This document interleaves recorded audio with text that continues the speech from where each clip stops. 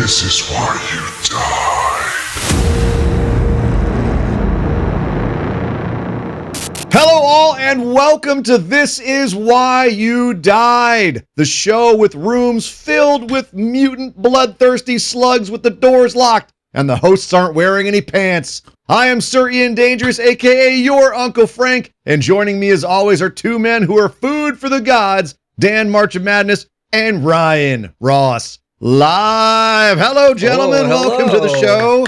Hope the slugs haven't found your legs yet. How are we doing tonight? Food for the gods, Sounds but we don't pretty have gross. pants. Sounds suggestive. That's right. It does. We like to live dangerously. Sorry, Eesh. I had to get a little 70s animal horror references in there for the top of the show today. Welcome everybody. Welcome to the show. We are the show that discusses horror films that we choose based on prompts that we draw at random from the 666 words and phrases in our buckets of the beast. And we've got a fun one today. Fun, maybe not the right word, fun, but we're going to be doing a really great horror movie that was chosen today by me. Ooh. I chose this one, but it was because we've been Of the most if you just are epic coming moment in the entire series of this podcast.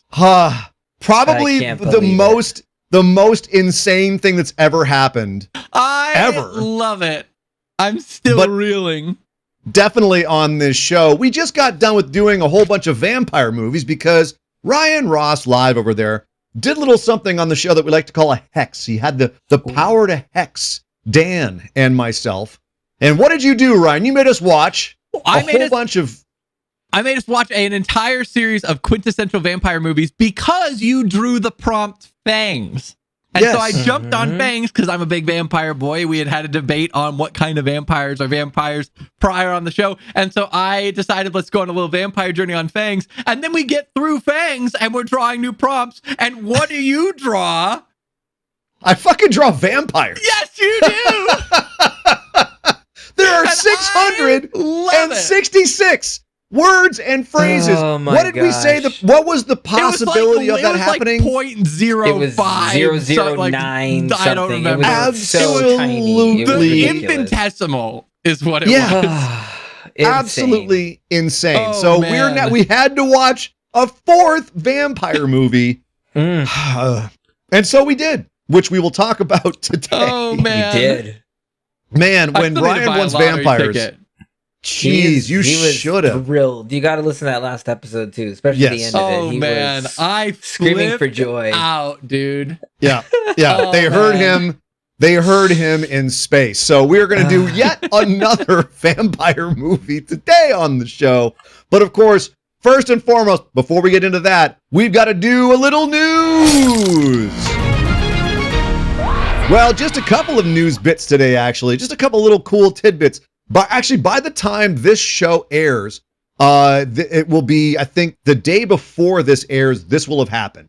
The Substance was just shown in Chicago at Movie Fest on July 11th, and they had a scratch and sniff showing of The Substance. So basically, when they went into the movie last night, well, when this show's airing, Uh-huh. they got these little cards with little scratch and sniff spots on them next to numbers. And when that number popped up on screen, the Oh, corresponding no. number, you That's scratch great. the card and you sniff the card to really experience. I guarantee. Here's the thing. You know what I guarantee you? I guarantee you there's a number that popped up while Dennis Quaid was eating shrimp. Eating With shrimp. the shrimp. Guarantee. Oh, yes. Guarantee Oh, that had a God. number. Oh my god. Oh, That's my something goodness. Yeah, I definitely. never I want to wonder- smell that. I wonder what the finale smelled like. The end scene. That must have not smelled very good. What is this? When I she wonder what the explodes. substance smells like. I mean, it looks like green Kool-Aid, but like, what would it smell like? What would the substance I'm smell? thinking Watermelon. I'm thinking like vinegary. I'm thinking like a vinegar, like limeade Okay. type Vinegar like. limeade. All That's, right. that's I'm that gonna looks say. very- I'm gonna say it sounds. I think it probably smells so medicinal because you inject it. Like you're yeah, not even I could having I to put almost it feel like near your mouth. metallic. You're like Yeah, a it's vinegar probably just- metallic-y. Ew. Very This yeah, doesn't you sterile. put it in your spine. Ugh. I'm more scared of this scratch and sniff card than I am of the movie, especially because, as you say, Dennis Quaid breath and shrimp for the one scene. And then, of course, the scene with the rotten chicken where he wakes up and the apartment's trash. God. Like, what about when he's peeing at the beginning of the movie? That's got to smell gross. Oh my God. All right. Well, anyone who went and saw the subs at the scratch and sniff showing, tell us how it went and if you survived, because that sounds like it could be either really cool or really, really awful. Speaking of awful, rest in peace to Suzanne Desroches Romero, wife of George Romero and founder of the George A. Romero Foundation, who passed away of natural causes after a long illness very recently. She was working on the recovery and restoration of the amusement park. She recently worked closely with author Daniel Kraus on finishing George's unfinished novels like Pay the Piper and The Living Dead. And as we discussed in a previous episode, she was working on producing the new upcoming film Twilight of the Dead, which is supposed to be the final movie in Romero's vampire series. So it's very sad to hear that she's passed away. Apparently, Twilight of the Dead is still going forward, but we don't know what kind of state it's in right now. One of the other things that she did, though, that was very cool, she actually created the Horror Study Center, which is an academic group working with the University of Pittsburgh to research, teach, and do archival work on horror. So rest in peace. Super cool. Yeah. So another passing that's very, very sad. And I'm sorry to hear about that. But hopefully Twilight of the Dead will be an homage to her and to George when it finally comes out. I also have a little bit of horror gaming news.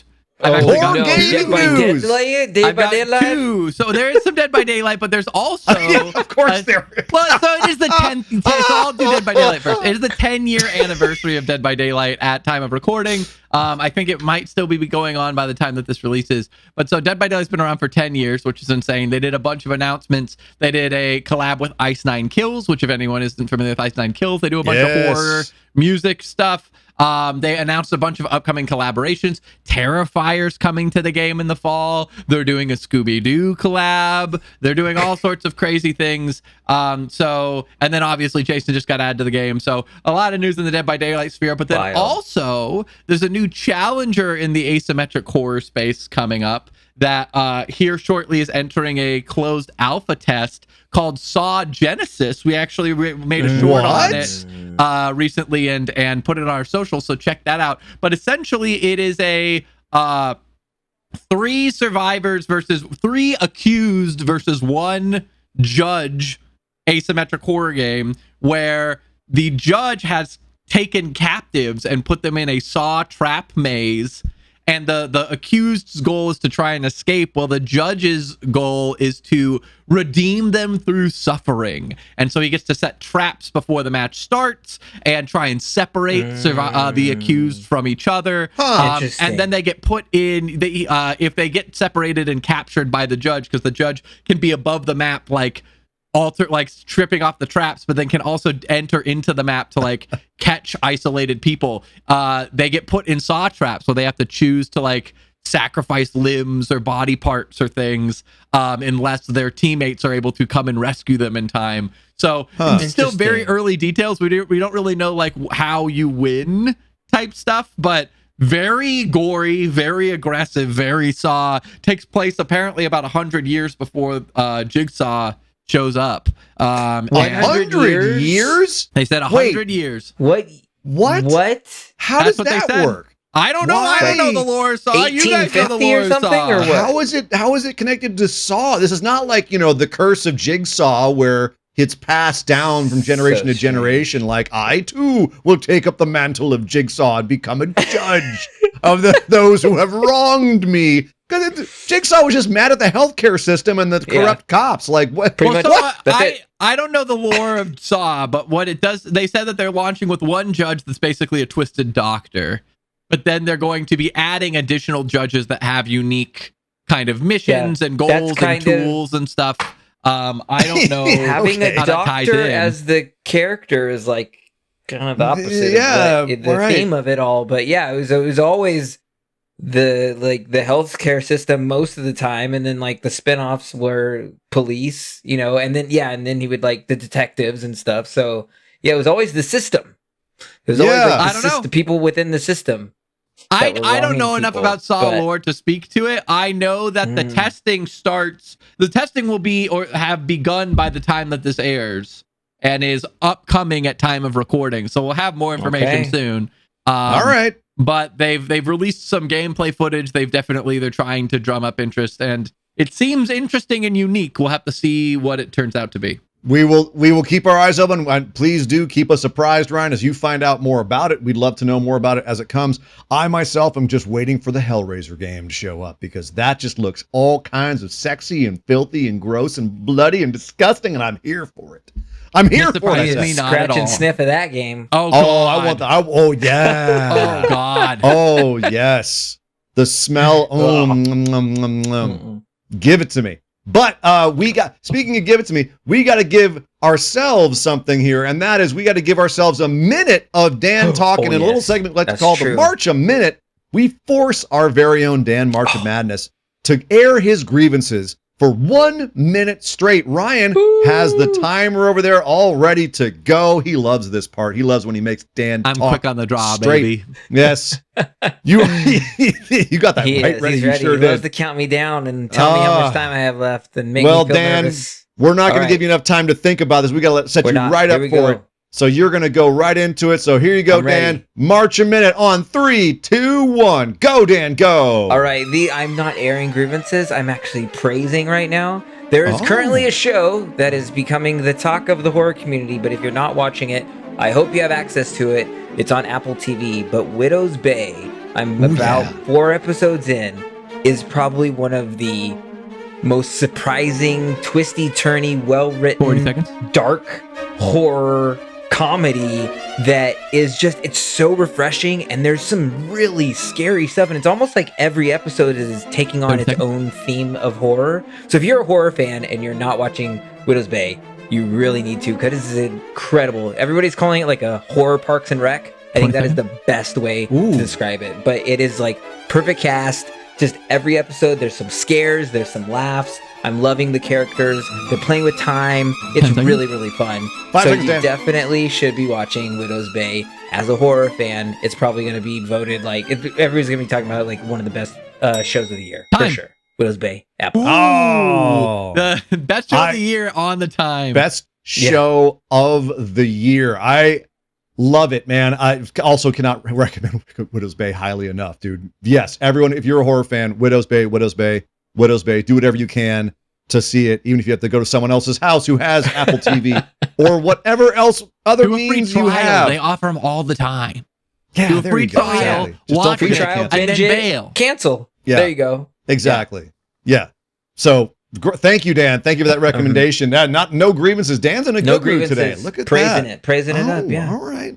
We love that. Well, praise horror. Praise horror indeed. That's what we're here to do. And luckily today we have a great movie to praise, because a modern classic, I think. As we talked about earlier, we had to do another vampire movie because I picked the prompt vampires after doing 3 vampire movies. So we did another horror movie, The Stars Vampires, that we had talked about maybe being one of our 3 kind of iconic vampire movies that we ended up choosing, but just barely missed the cut. So we decided to do Let the Right One In, which I'm so glad that we did. From 2008, the original Swedish one, not the 2010 Matt Reeves Let Me In remake, the original Swedish one. And I saw this movie in the theaters when it first came out. I've loved it ever since. It was a really refreshing new take on vampires. Not, I guess, all the way new per se. All of the pieces of it were taken from other things, but the way that it was presented and how it handled it, I'd never seen anything like it. So very cool. Dan, what was your previous experience with Let the Right One In? Had you seen it before? How many times? Like, I did not see it in theaters, but I had heard a lot. This was one of those movies that I think made some festival buzz too before it came out. But I had heard a lot of buzz about it. So when I finally was able to watch it, I remember really enjoying it. I think this would be my 3rd rewatch, and I actually have seen Let Me In, I think, twice, and I enjoy that one a lot too. So really? I think it has, yeah. Yeah. Which, if a gun to your head, if you had to destroy one of them, let the right one in or let me in, it was gone.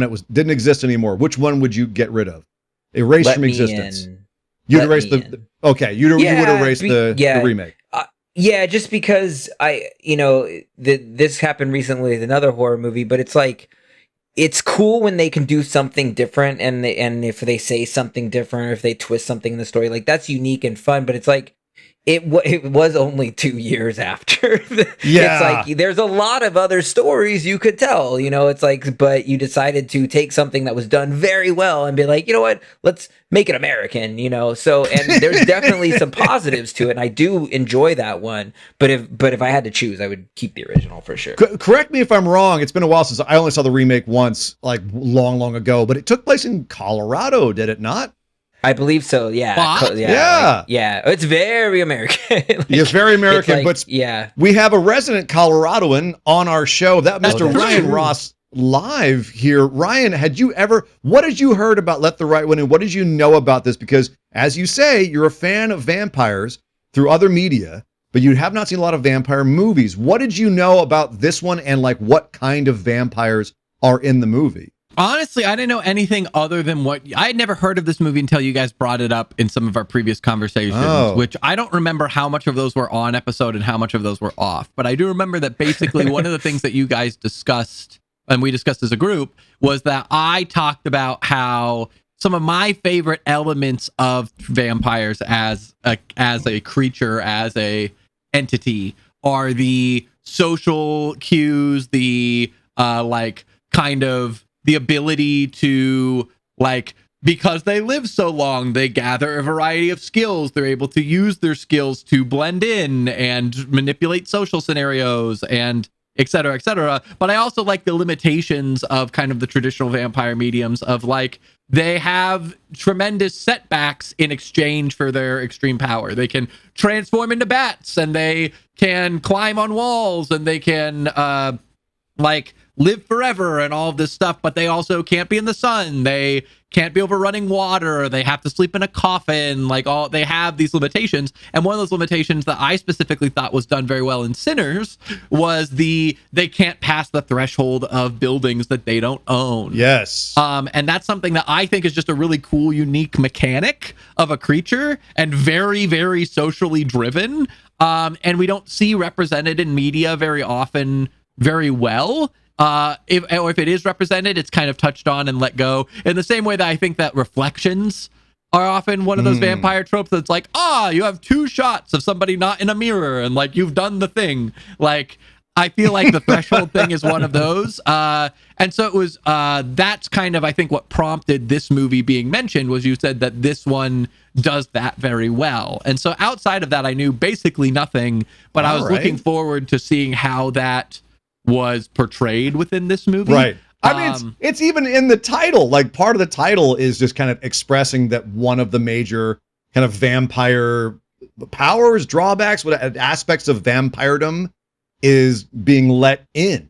You have to let them in. I will say I did have one false expectation that I'll say after the spoiler alert, based off of the title, but I'll wait until I don't want to spoil anything, so I'll say it after. But the title did mislead me, at least in one direction. Interesting. All right, well, let's get through the spoiler warning here. If you haven't seen the movie, it is excellent. Nice little Swedish vampire film based on the book by John Lindqvist and then directed by Tomas Alfredson. It's a Swedish language, but it's pretty easy to. It's not like a ton of dialogue, so if you're scared of subtitles, don't worry. It's just fine. So go check it out. The story of a young weird boy who meets a girl who is not what she seems. We'll leave it at that, and we'll go ahead and hit the spoiler warning. Spoiler alert. All spoilers, including character deaths and plot twists, are now authorized. You have been warned. There it is. There it is. Bam, bam, bam. We are back, and we are going to spoil the crap out of Let the Right One In. Ryan, What did you think was going to happen when you read that title? What did you think that there was going to be like multiple vampires? That's exactly what I thought. When it was like, it just let the right one in, I was like, oh, there's going to be like multiple vampires to worry about because there's going to be like this, like, which one's a vampire, which one's not mechanic. That's not in there almost at all. Like, there's like a moment or two where we kind of get somewhat in that direction, but not really. It's pretty much the one main vampire. Yeah, we do. There are two vampires. You get two vampires. Yeah. But technically, she does accidentally turn someone into another vampire, and then that ends up being a cool little side story. But yeah, apparently being a vampire kind of, pardon the pun, sucks.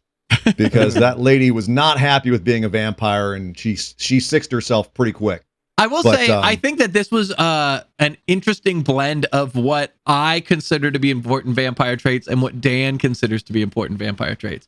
Because this was kind of a like sustenance vampire meets having to blend in social scenarios angle, which I did appreciate. So explain that. What is a sustenance vampire, and how is Ellie in this like trying to fit into social scenarios? Because I feel like she's really not in social scenarios at all. She's always on the outside. Well, kind of. I think that too. So Dan's talked about how his favorite vampires were those who are like trying to survive, the more bestial vampires, the ones who like need to feed and are living on subsistence. They have to maintain a quota to survive. And there's that hunting bestial primal aspect of that. They're prisoners of their own hunger in a way. Correct. Whereas like I like the kind of elevated vampires that hunt almost in a sense for sport and like manipulate, like they have kind of a heightened power fantasy to them. I think that this one was kind of interesting in terms of like, she's able to live for the most part a semi-normal life outside of, she doesn't go to school.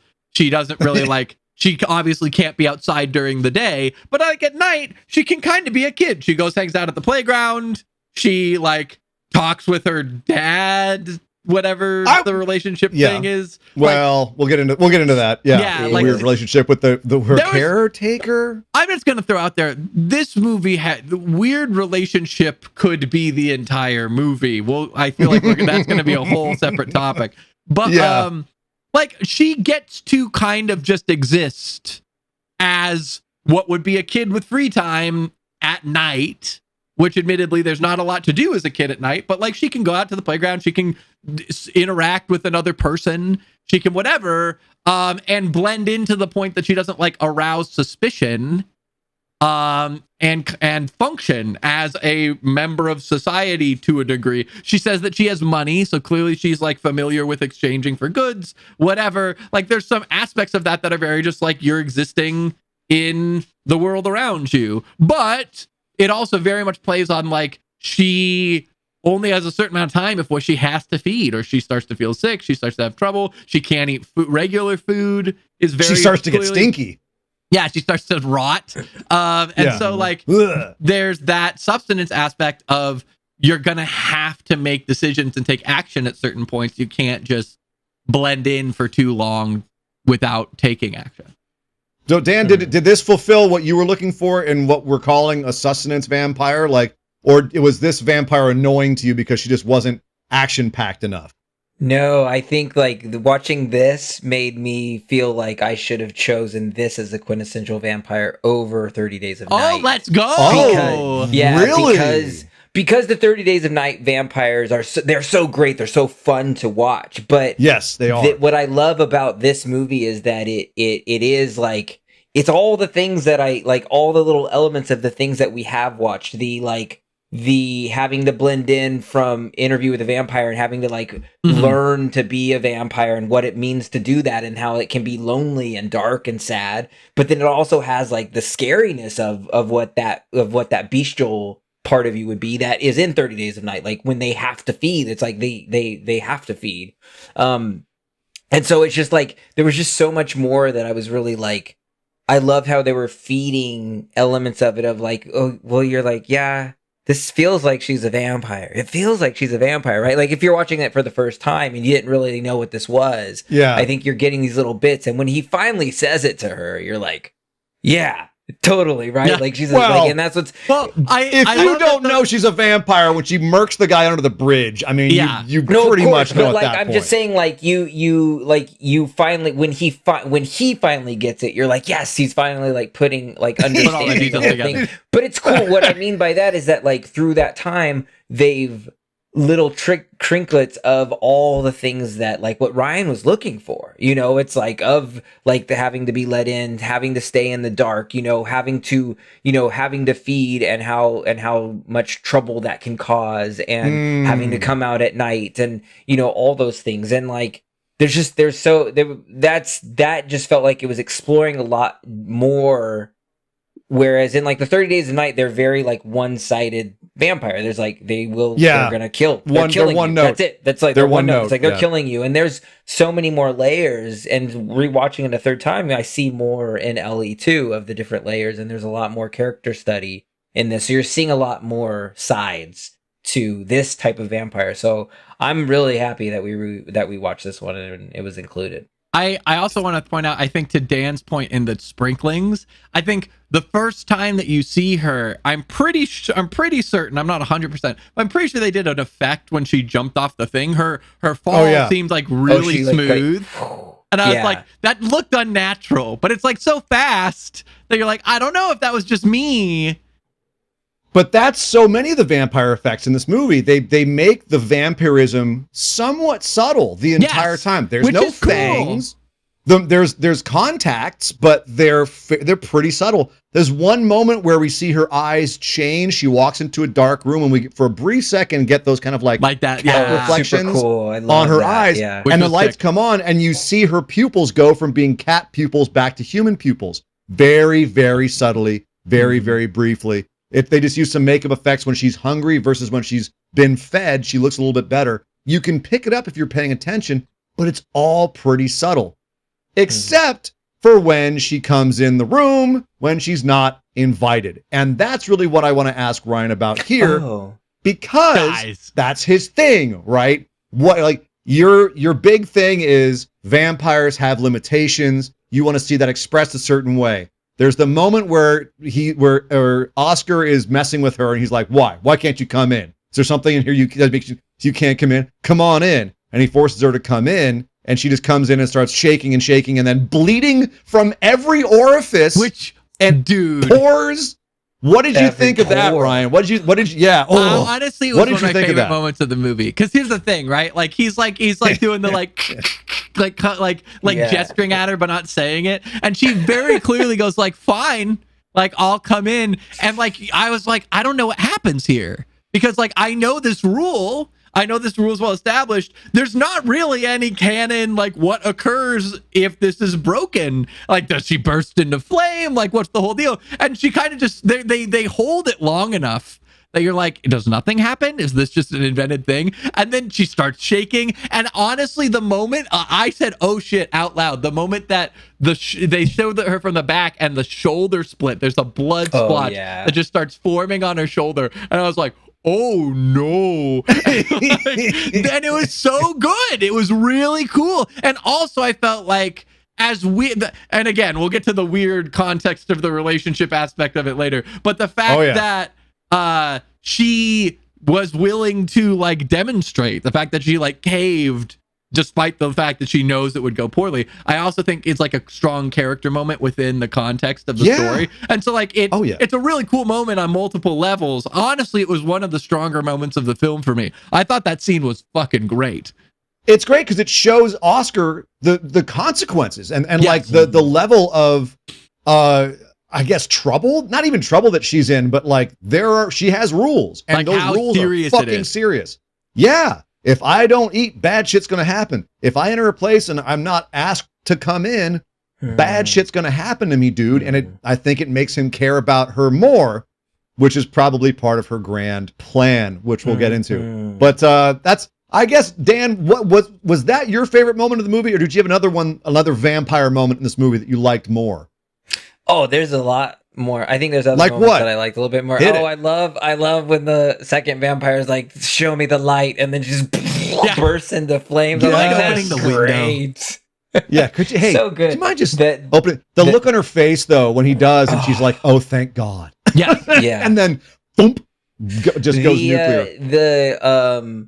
The sadness that like the I think the scene that hit the hardest for me this time again was when he gave himself to her one last time when he's in the hospital, and then and basically like so she can feed and survive, and then he just like falls to his death finally is just like so heartbreaking, and just like, and the more you see it, and by the third time I've seen it, I understand kind of like who that character is and what this new boy is going to become, and so it's all so tragic. It's all so tragic, and so it's so messed. And Haken. So this is interesting because the book has a few things that it explains more or is different than the movie. Is more complex than the movie. In the movie, we're not really sure what Haken's deal is with her. Is he kind of her caretaker? We kind of get the impression that he's like what she's going to make Oscar into at the end, like.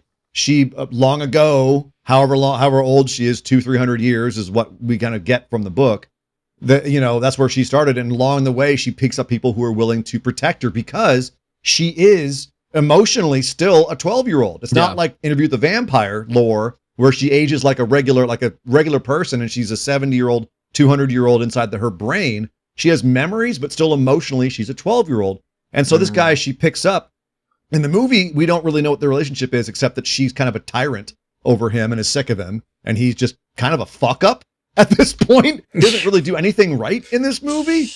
Like what does he screw up? He screws up the first murder, the worst the dog. Serial killer, man. He's the worst serial killer ever. I do feel really bad. That scene where the friends come to get the guy from the gym, and he's like in there. That moment that he realizes is so tragic to watch. Like, and the thing is, like, it's something to be said about the fact that you're empathizing with this guy who's literally just serial murdering random serial people. Killer. But like, but that moment of his realization and just like, I'm done.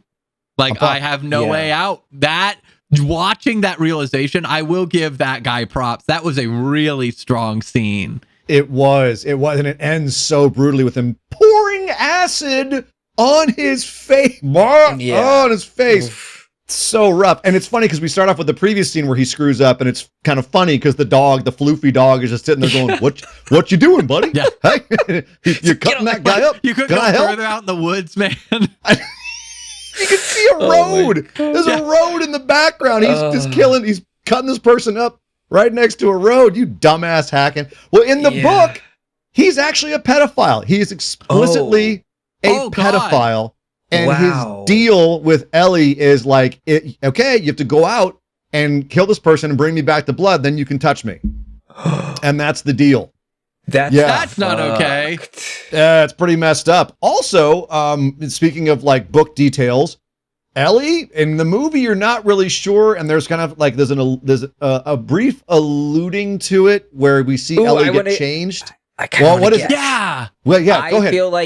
Take a guess. What is going on with Ellie? Why is Ellie have no bits? I feel like Ellie is either actually a man, or as you described in the past, like when we were talking about Interview with the Vampires, like asexual being, because when they would go to those couple moments of where she looked completely different, there was almost, quote unquote male features to her too, where I was like, because she kept saying like, I'm not a girl. So then I didn't think like, well, that doesn't mean that she's a boy or a man. I think that maybe she's like this asexual being that's a vampire. And so that's what I'm guessing you might be saying. But I'm curious. Ryan, what's your guess? What is Ellie really? Honestly, I didn't have a guess as much as that shot. I was like, why is this in the movie? We don't need this shot. Why are we looking at a 12-year-old's crotch? Yeah. I was like, this is like one of those weird, like, technically she's hundreds of years old. So I'm like, no, we don't need this shot in the movie. Like, this, why are we, no. I thought that was only anime that did that. No. I don't need to see this. So technically, Ellie, her real name is Elias or Elias. I'm not sure how you pronounce it in Swedish, but yeah, she's a couple hundred years old, and she was castrated at the time of her turning. And so as a result is permanently somewhat between states. I see. Wow. And there is actually speculation. Apparently, it might be unintentional, but some of the sweaters are the colors of the trans flag. So take that interesting for what you will. But yeah, for one thing that we know in the movie, Ellie does say, "I'm not a girl." Does that mean she's a vampire or something else? Up to your interpretation. The movie kind of leaves it open to your interpretation, kind of like what's going on with Oscar's dad. Is that his boyfriend, his drinking buddy? What's going on there? We don't know. Yeah. Lot left open to interpretation. Also, the ending open to interpretation. At the end, when they're doing Morse code, the Morse code that they're doing in this movie is they're spelling out the Swedish word for kiss, and they're saying kiss to each other in that moment. Is she, this boys, whoever gets this first, I want to know from both of you, is she actually in love with him? Does she want to like run away with him and have a nice life with him? And is he saving her from something? Or is she grooming him this entire movie to be a new serial killer to help her stay alive? Which do you take from that movie's ending? I take the second one. Yeah. Part grooming. Two. She's grooming him. I think she's grooming. Yeah. I think a little of both. I kind of got both. Because here's the thing. I do think that there's definitely, especially in some of the conversations that she has with him right before the guy comes in, and like, which also, like, side note, why the hell did he go in that bit? Like, what was the reason for him going in that room in the first place? He's tracking down the killer of his friend and his lover. Yeah, but like, what led him to there? Because he knows the girl is like there. This weird... He figured it out. He put 2 and 2 together. Okay, because it's like they had that weird shot at him like looking at the poster, and then he like goes up there, and I was like, "What the hell is?" Laka's a drunk, but he's not a dummy. I mean, he's a dummy too, but he's not an idiot. I mean, he's kind of an idiot, but he's also able to figure this out. At no point did they ever really imply that they knew who she was. They knew they hint that. They knew the dad, but the dad's been gone a while at that point. Remember that Ellie does take out Virginia right below that window. Right? So that's why he's looking up and going like, oh wait, maybe. Right. So he's putting all the pieces together. I'm not saying that he's Sherlock Holmes. He's a Sherlock Holmes. The Swedish Sherlock Holmes. Anyway. But yeah. So that conversation that they have like around that definitely seems to be kind of grooming and leading him towards like the whole like kill, like what she says, the be me for a minute or whatever she says, which is a weird, like that was weirdly translated, but like whatever that conversation was of like, imagine being me, be me for a few moments in terms of like, I have to kill people to survive. And she says I think it's right before that, she says something to the effect of, squeal piggy. You would have killed people if you so chose. Yeah.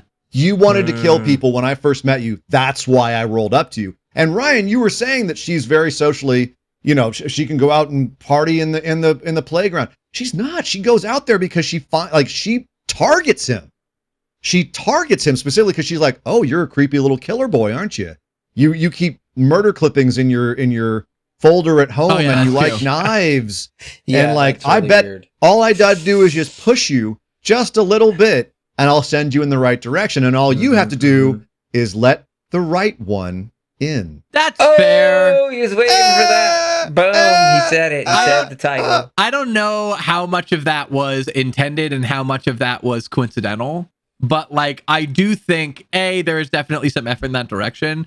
I at least took that based off of some of their interactions that it seemed like some of that was genuine. Like, I don't think that, like, for example, I think a good thing is, like, if she was just manipulating it, I don't think that she would eat the candy.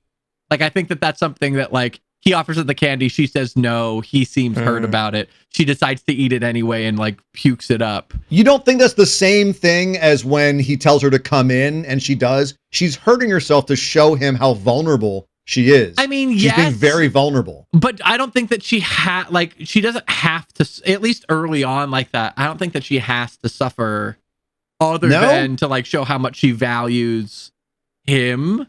Like, it seems like a gesture, which to your point could be manipulative. I at least took some of that as genuine. But I think the problem, one of my issues with this movie is that, like, as much of it's like it's a coming of age story in some ways. It's a weird romance for children. in some ways. It's a horror movie in some ways. And then there's a whole bunch of side plots mixed in that have like sometimes have purpose and sometimes they're severely paced incorrectly, that you just have like these whole stretches of like you're spending time on something that you're like, why are we here? And like it's doing a lot of different things, and I think that sometimes that gets a little messy. And as much as I appreciated the vampire aspects of this movie, and I think that out of all the stuff we've watched, this and Dracula are the two closest to like the like, okay, these are the type of like we're that's what you wanted, zoning in. There's a lot of elements of this movie that I was like, I don't necessarily, I like the movie, I like the vampires, I don't necessarily know if I like all of this, you know, like there's some other stuff atmosphere going on.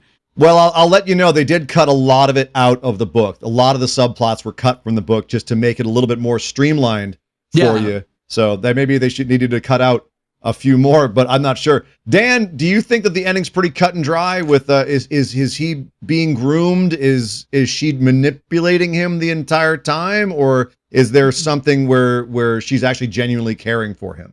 This is funny enough that the way that I feel like that he's grooming, when I first saw this movie, I was in the same boat as Ryan. I was like, that made me feel weird because of their relationship, and I thought that she was more of like that was the older man was her father figure. She was a girl. This was like, so it just felt very odd and weird. But then when I saw Let Me In, the American version really pushes the fact, like, I think that the caretaker guy starts to even get jealous of this situation. So they really push that element more. So I was like, oh, so then when I rewatched Let the Right One, and I was like, oh, okay, it's like the remake of the American one helped me understand more of what was going on. So watching this again and then reading up on it, I was like, oh, okay, this is what I think was actually really happening. Whereas the first time I didn't get it that way. Well, to your point, I think one of the only times that we really see like a true conversation between the two of them, he does say like, can you not see that boy tonight? Which like at the time of watch, like in the moment, I took as like, well, he's trying to be protective because he thinks the kid might be trouble. And then like by the end, I'm like, oh, it's probably that like he's uncomfortable because he was he's just the version 1.0. Yeah. And like sees the same path being trod. And that's something that's also common in vampire movies as well. It happens in Interview with the Vampire, right? It happens in, I mean, you guys, we haven't done this on the show yet. It happens in The Hunger, where like the new younger wife comes along, or the younger spouse comes along, and the old spouse is like, hey, I used to be young and pretty too. Why don't you like me anymore? But the thing about the ending that you loved me. Remember when I was pretty? But that's the ending of in the book. It's funny. So the script is written by the guy who wrote the book, right? John Lindquist wrote the script based on his own book, and so he cut out parts he wanted to cut out, and he gave us that ambiguous ending. In the book, it's not ambiguous. She's going to turn him into a vampire, and they're going to live together as vampires, and she's actually in love with him. I vastly prefer the movie ending, because this movie is way darker when you look at this as someone grooming a serial killer. And I watched this with Lady Danger, and she said, this is as much, if you think Sinners isn't a horror movie, this isn't a horror movie, because there's nothing really horrific about this. Is a vampire love story. I'm like, and my response to that was, oh no, this is a serial killer being groomed, and that is so chilling and so scary and so horrifying, because you're watching this immortal creature manipulate a boy who's a child who's on the cusp of going perhaps in the right direction and maybe just, being bullied, and he makes it out and he's okay, or perhaps going to the dark side and becoming something worse.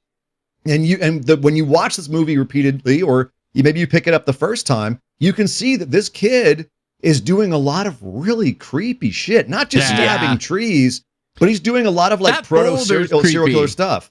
That boulder, the stuff that he brings up in class, everyone kind of shrugs it off. He's dating a chick for a day, and he's like, let me cut my hand and mix our blood together? Yeah, that scene is uncomfy for a variety of reasons, but also just the fact that you, like, the dramatic irony of you as the audience know, and you're watching him turn, and you're like, oh, no, this is going to go very poorly. Don't mix blood with her. Don't show her blood. And we're sitting here like, we're in the middle of going, you're a creepy kid, and then she gets down and licks his blood off the floor and turns into an old person, and you're like, well, okay, never mind. I'm distracted by how creepy the rest of the scene is. But I think that the subtext of this movie is this is you know, Portrait of a Serial Killer, the prequel. And that's really disturbing to me. Like this, I like this movie better because it pretends it's something else. It pretends it's a love story.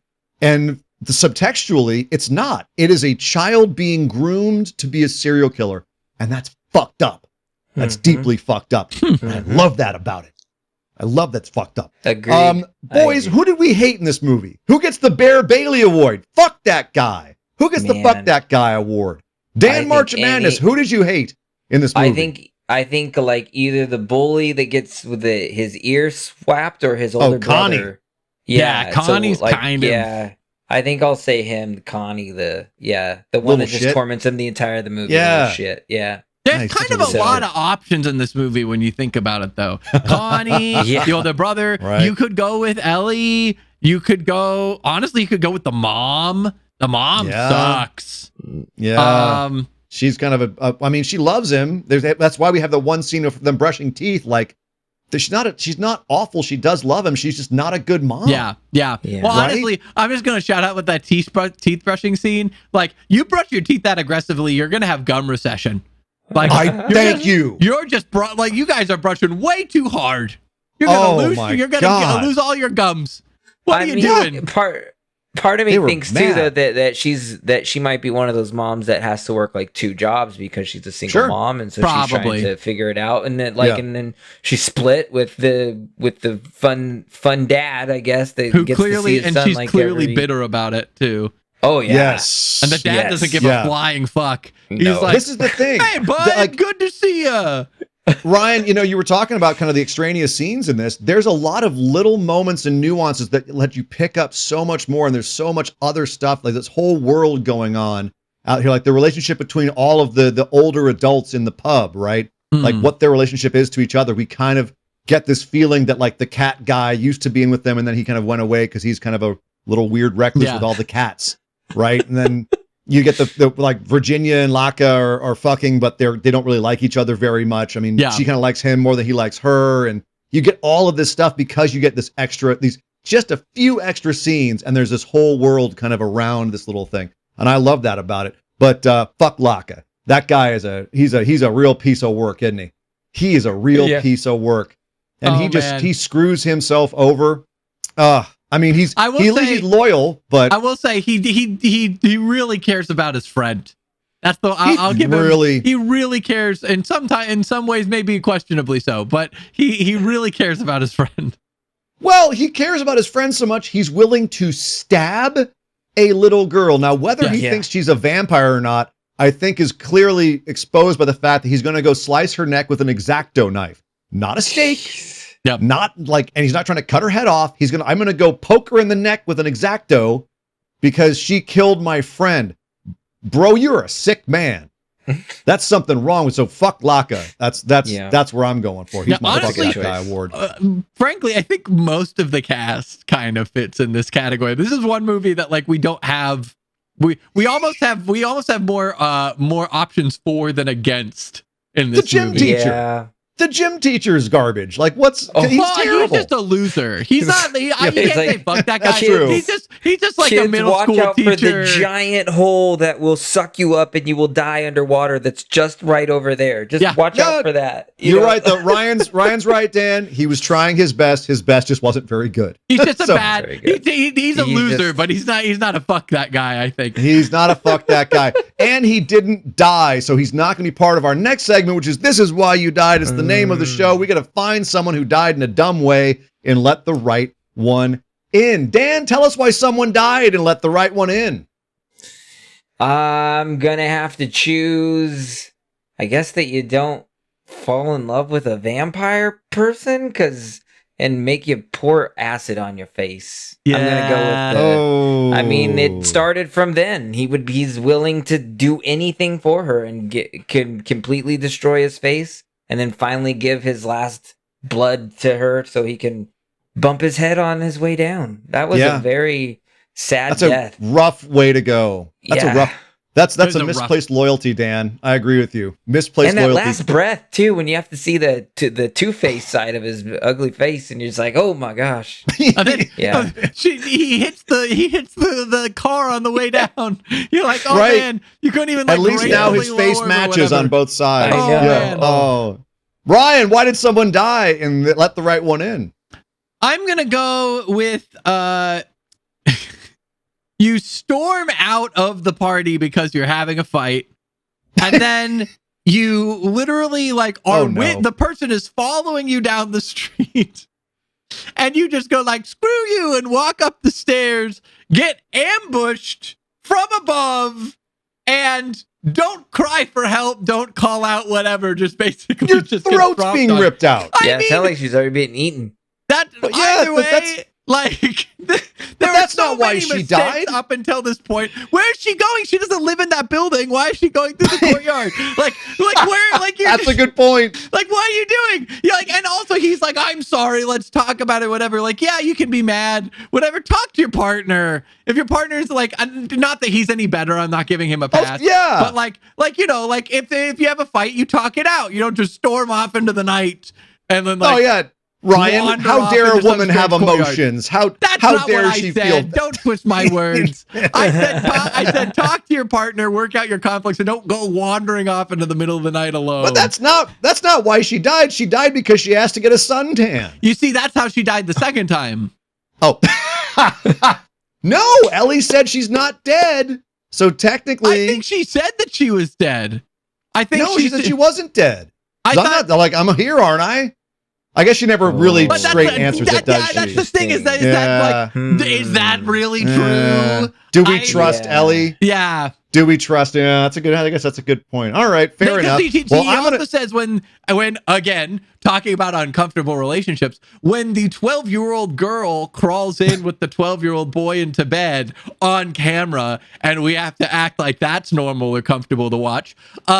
He says, "You're cold as ice," which admittedly she was flying. So sure, it's winter. She was flying through the air, but also, is that not just that she doesn't have blood pumping because she's also undead?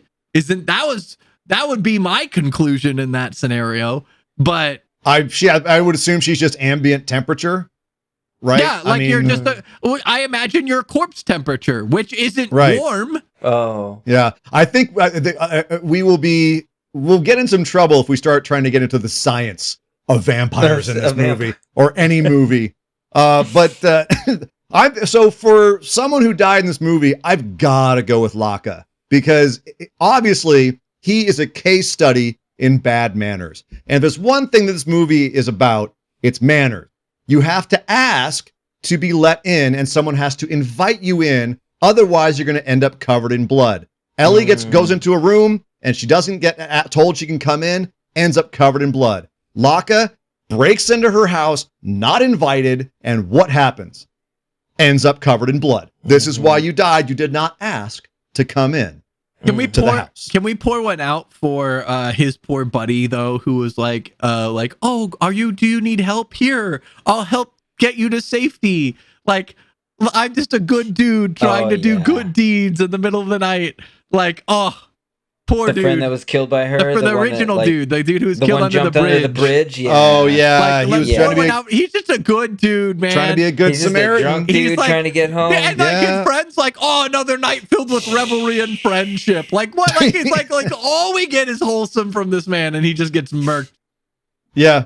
He does go out hard way. No, I mean almost as bad as Cat Guy, whose cats get absolutely destroyed. That was so good. I forgot how great that was. All of the cats stormed the vampire, which was like a cool but weird scene. Yeah, you didn't have that one. Vampires can be dogs, Ryan. Because vampires can be dogs. See, that's why they're dogs. Vampires can be dogs. Dogs don't like cats. Cats don't like dogs. The cats know something. Apparently. Just saying.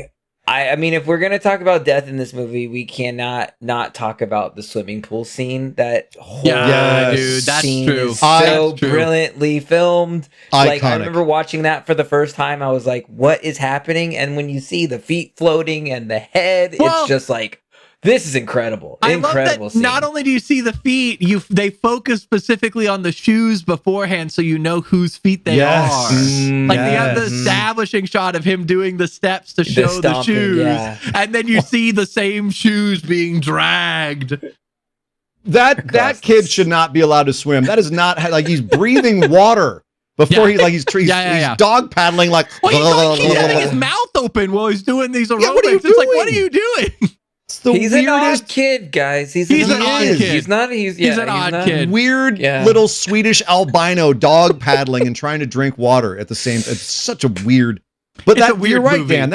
It's a weird movie, and also the fact that they had to do all kinds of weird shots to show you that the hand was in the right direction, holding his head under there, because I think they shot the shot of the hand holding with knuckles forward, right? Oh, but the problem is, if he's sitting facing the kid, like gripping like this. Yeah. And you can see that they just had to wrangle so many shots, and it still doesn't quite work to have him holding the kid in that direction. But it's still cool as hell when the arm just falls off into the pool. What a great kill scene! Well, then there's that one kid just crying.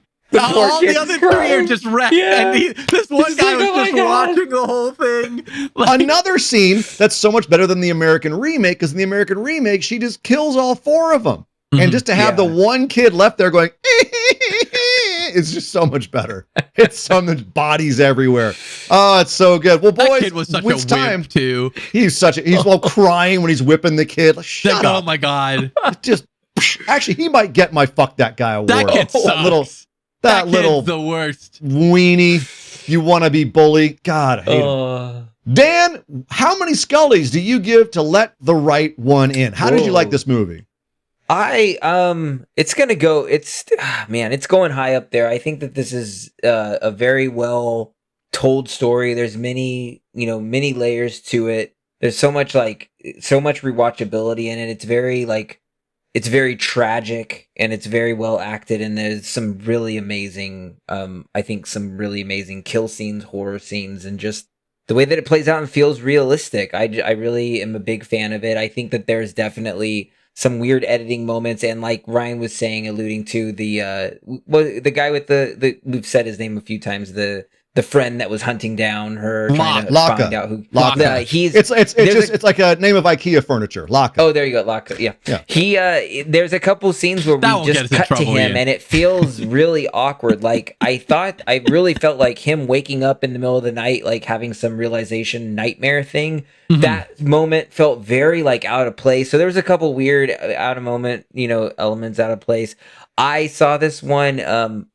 This was the first time I think I saw it dubbed in English, so it was a little weird watching that, because I think the first or second time, the first two times I saw it, I believe I was reading the subtitles. So this was the first time that the version that I found had the kind of American or the English in it, and it was a little odd sometimes. That took me out, but I can't fault it for bad dubbing. Yeah, question real quick. I got to dive in about the dubbing with because. So Ellie in the Swedish version is dubbed over entirely. That's not the actress's voice. Oh, weird. Okay. Lena Leandersson. It's not her voice. They actually overdub her with someone else who has a deeper voice to give her more of like a menacing kind of tone, and you can't really tell how old she is. Did that happen? Was it a clearly a young girl's voice in the American dub, or did they also give her kind of like a deeper, more like a voice you can't really tell? I think that she had more of a girl voice, but they did deepen it in those moments where she was kind of there's like an effect when she had a hunger. Yeah. There was definitely that like that was kind of it, but they didn't do the deeper voice for the English dubbing. So all right, well, all right. So you watched the dub version. What did you think of it, despite the dubbing? Despite all that, the Let the Right One In, I'm gonna give it up to an 8. I think it's just a really, really well done, really just well shot. It's just a really good vampire movie. This is kind of like what I want out of vampire movies, is like the mystery of the vampire is kind of what I feel like it was like.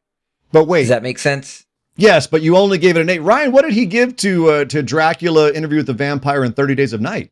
So Dracula. I'm curious how this compares to so Interview with the Vampire, he gave 8. Bram Stoker's Dracula, he gave 7.5. And 30 Days of Night, he gave 8. We're seeing a trend. All right. So I'm right up there. Okay. I'm about 8-ish with all my... You're an 8 man. All right. Yeah, 8 man. Well, that's it's in good company then. Ryan Ross Live, what did you think about Let the Right One In? How many Scullys do you give to it? I think I'm also going to sit at an 8 because I'm kind of torn in 2 directions with this movie. I felt conflicted coming out of this movie because I liked the vampires and I liked the movie, but I didn't like a lot of the contents of the movie, which is a weird way to put it. And I don't know how to really how else to put it. I thought that us focusing so much on a relationship between children, but one of them is hundreds of years old. And then we get this kind of some weird intimacy moments between them was squiggy and I didn't like and was kind of uncomfortable. And I get that it's coming of age or whatever, but I didn't feel like a lot of it was necessary. I thought there were definitely pacing issues. I think we talked about the kind of ambiguity of the dad's drinking buddy, for example. I think that scene's fine. Yeah, we get some nuance of there's a weird relationship with his dad. It's not all hunky-dory. It's not always so easy at dad's and he bails. But I don't necessarily think that that's crucial to the plot. Does it add some color? Sure. Is it something that we need? I don't think so. Well, I'm going to counter argue there because you need to show that he's willing to sever all his ties. And the fact that's the moment where he realizes I don't really have a home here with my dad either. I'm not wanted here either. He runs away from his father's house. That's a big moment showing that he's willing to jeopardize his relationship with a guy who, up until that point, we think he likes. Yeah. But that's the moment where he goes, no, I'm not wanted here either. And I don't really have a place here either. I agree with that. And I think that that scene do that effectively. I do think that that scene is just too long. And I think that even though that message is central to that scene, I still don't think that it's required for the ending. I think that we kind of get that he's going all in on this regardless. And the dad's so absent for most of the movie other than here and there, and even kind of hinted at it's heavily hinted that he only gets to see the dad every little bit anyway, that I would find it believable that he would leave the dad behind regardless of that scene. Well, on that point, Dan, didn't they cut the dad out of the remake entirely? Yeah. Because I think the dad's dead, they right? definitely did, yeah. Because when I was rewatching this, I forgot that he had a dad. I was like, "What is this scene? I don't remember him having a father." Ryan, Ryan, to your point, maybe they should have just cut the dad out entirely. I don't think that he's necessary. He's fine. Yeah. It's not bad, but it's not needed. And I think that there's a lot of the movie that kind of does that. I think we spend a lot of time on the Rubik's Cube. The Rubik's Cube is charming, but doesn't fit the narrative that we discussed of the whole basically trying to manipulate him into this. All the other manipulation happens around that, and they have the establishing thing of the Rubik's Cube, and then he finds it, and then they have a whole conversation about how did you do it? They spend a lot of time on stuff that I don't think we need to sit in these things as long as you need. But that's the metaphor, is that she's able to manipulate things really well. Which, just like she manipulates him. It's fine. I just don't. It's fine, but it's not necessary. I think there's a lot of chaff in this movie.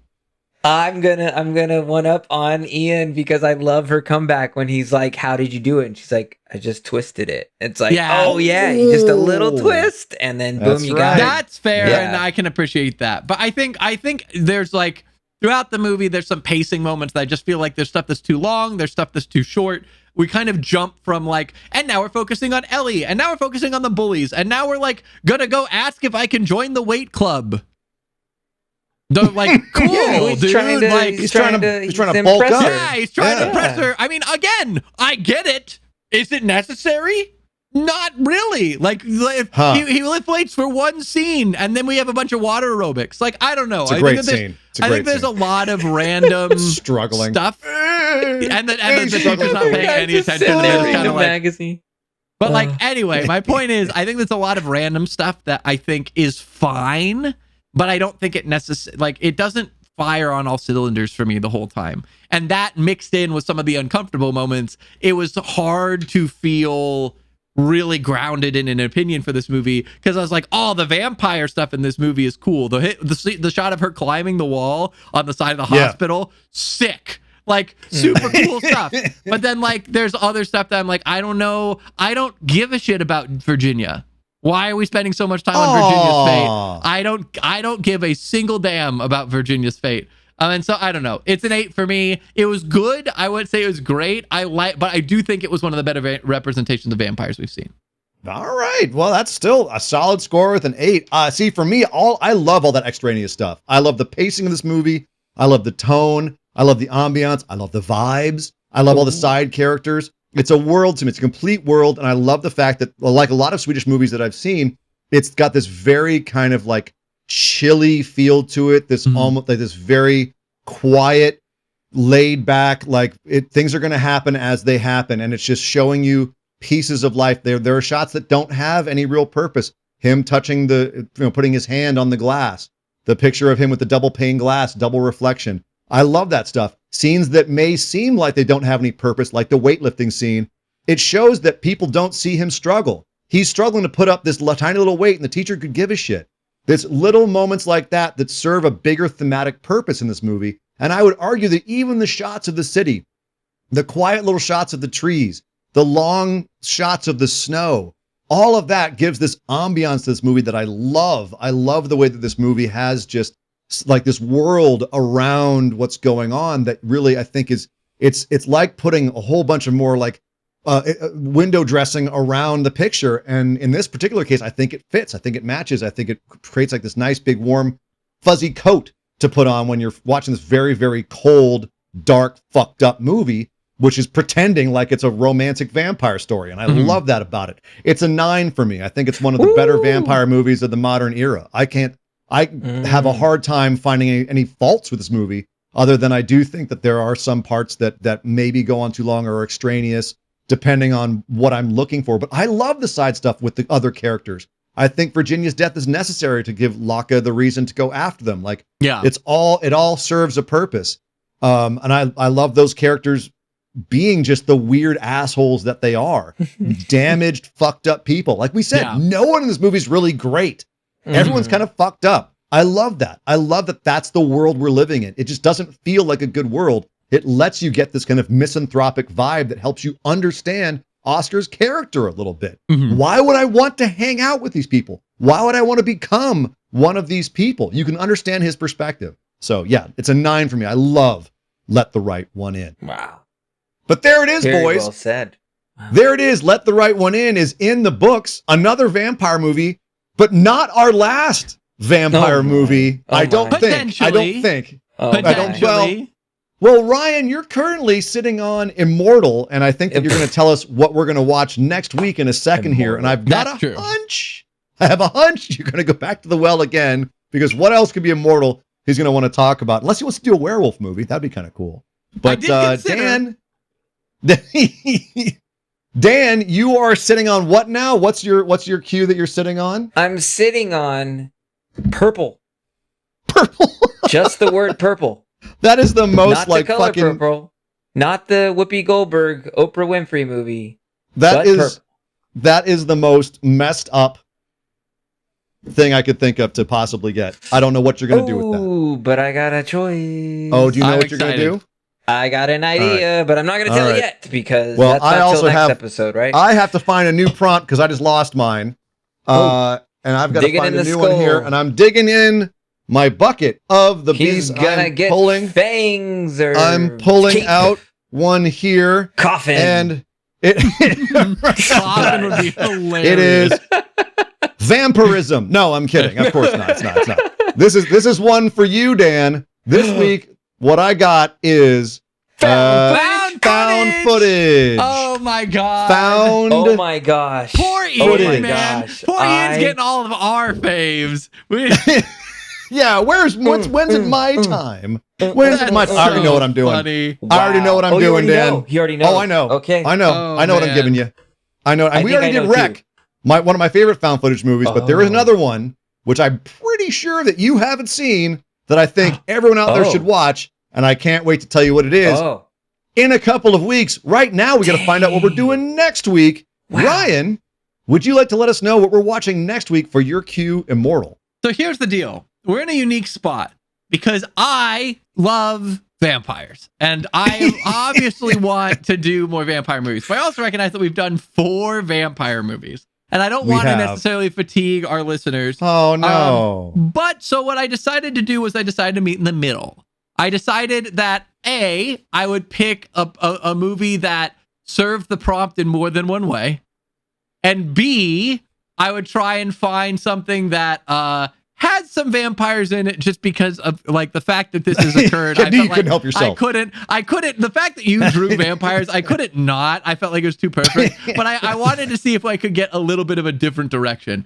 So I'm going to try and bring this full circle. What started this whole debate was the fact that Ian and I had a disagreement about Sinners, and that I love Sinners, and I thought that Sinners was a great vampire movie, and Ian thought that it wasn't a great vampire movie. But Ryan Coogler specifically referenced a movie that you guys both talked about, and a scene that was self-inspired his vampires. And so he points to From Dusk Till Dawn. And so I figured that this is, I'm going to reveal, I'm going to keep the second meaning of this prompt in my pocket until the end of this discussion. But for Immortal, we are going to watch From Dusk Till Dawn. All right. I'm confused and curious about what that means, what you just said, what you dropped. I don't know how else Immortal's going to come into this. And I know you haven't seen From Dusk Till Dawn, so the queue is definitely going to, well, we'll have to watch it. We'll come back to the queue for it. But regardless, From Dusk Till Dawn is a great choice, and I cannot wait to debate you about Sinners some more once you see this movie, because I have never expressed my real feelings about From Dusk Till Dawn on this show either, and I can't wait to get into some of that. So that's going to be a spicy episode next week. Whoa, spicy. So stick around for that fantastic stuff, boys. More vampires coming from Ryan Ross Live. I couldn't help myself. Vampires this time. Followed by Purple by Dan the week after. That's true. But we're really going to turn around on that one. All right, well, everyone, thank you for hanging out with us for Let the Right One In. We appreciate you sticking around. Stick around for a little bit longer. We got a little bit of business to do before we head to the exits of the theater. Dan March of Madness, tell them where they can find us, and Ryan Ross Live, tell them where they can find our Patreon. Over here, beacons.ai/TIWYD pod is where you can get all the links to listen to us on your favorite streaming service. You can watch us on YouTube, and you can also find our merch store where you can find this cool little beanie that I'm always wearing now, and the shirt. Ian's got the shirt on. That's great. Look at that. That looks great. Yeah, sexy shirt. And if you'd like a discount on merchandise, you can head on over to our Patreon, because our Patreon has various tiers available with exclusive rewards for every single tier, some of which are as cheap as a coffee. And those exclusive rewards associated with each tier include a discount on merch. You can get extended episodes where we chop it up before and after every episode with some bonus content. We also have monthly bonus episode content that we release for all of the patrons. And our top tier is a dedicated benefactor, which allows you a personalized shout out every single episode. And we have 2 dedicated benefactors to shout out. Let's go. We'd like to shout out our lovely CG and Tinman. Josh and CG. Thank you guys so your support. Much. Thank you to all of our patrons who choose to support the show, and for those who choose not to support the Patreon but choose to listen. Thank you guys so much. Your time is very valuable, and we appreciate each and every one of you being here. This community is nothing without you, and we love doing this. We love spending time with you. We hope that you guys enjoy it as much as we do. So please spread the word. Let us know what you'd like to see. Let us know what you enjoy. Hit us up in the Discord if you're a patron as well. And thank you so much, because we want to take this to new heights, and we'd love to take you along with us. Amen. Amen. What Ryan said and more. We thank you so much for listening. If you're this deep in the show, we love you very much. You're going all the way to the end of the line, and we appreciate you for that. Come on back. We're going to have more awesome content for you soon. But for right now, we're going to get on out of here. So for Ryan Ross Live, for Dan March of Madness, I'm Sir Ian Dangerous. We will see you next time right here on This is why